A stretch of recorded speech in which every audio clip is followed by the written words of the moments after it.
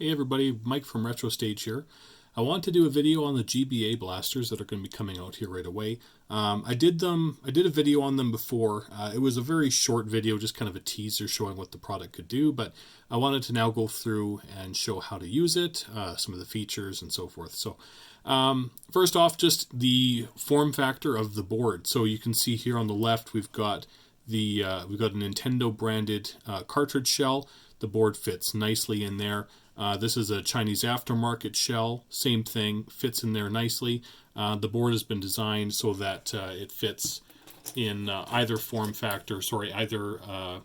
cartridge shell type, because I've added some extra length to the board here so that it can sit in the Chinese shells, because they don't actually have the tabs that the Nintendo branded ones have.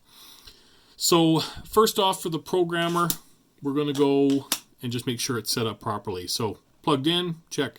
We want to make sure that the voltage is set to 3 volts because Game Boy Advance is a 3 volt console. So next we're just going to take our GBA blaster, pop it in, and then we're going to come over to the computer side and get set up. Okay, we're over at the computer side here, and so the game I'm going to test here is Super Mario Advance.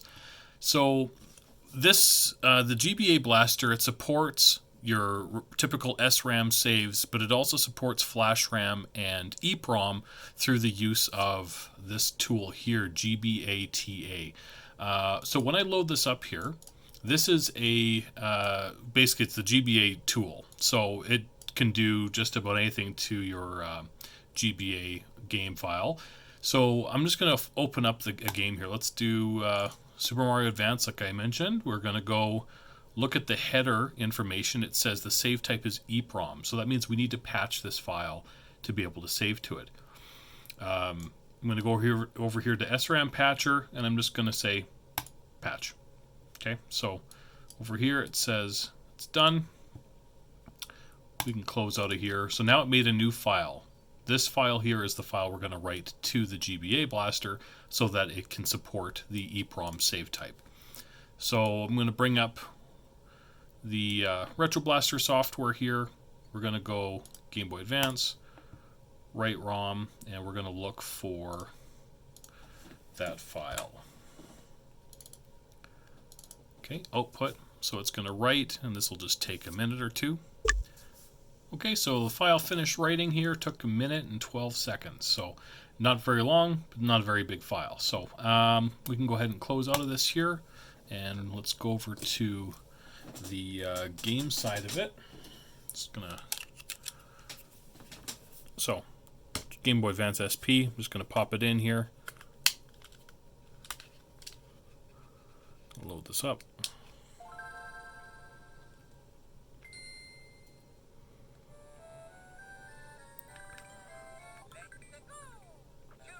So I'm just going to show that the save works. Come in here, make a new file.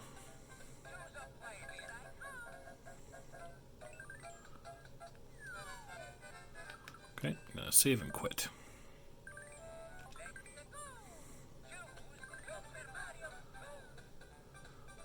Okay, so you can see it's got our world info there.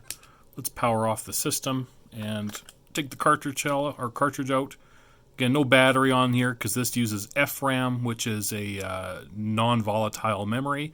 So once the information is saved, it keeps it. So, and it'll last probably a good 40 years. Let's make sure our save file is there.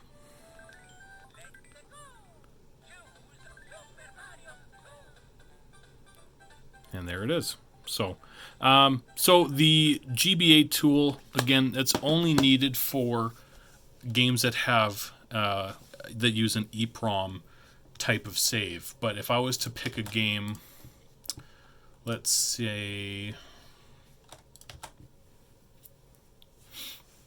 Metroid Fusion. So if we run this, pull up Metroid Fusion already uses the SRAM type. So we don't have to bother changing that because it's going to work just fine with the FRAM chip that's on the board. It's only for if it says EEPROM or Flash. If it says either of those two, then you'll have to go in here, click on SRAM Patcher, and if you want, you can go in here and name your file, but click on Patch and then you're good to go. So aside from that, the boards are just as easy to use as anything else. Very much so plug and play. They'll be on the website here on February 10th at 12 Mountain Standard Time is when they'll be launched, and I should have a little bit more info about them on there at that time. So thanks for watching.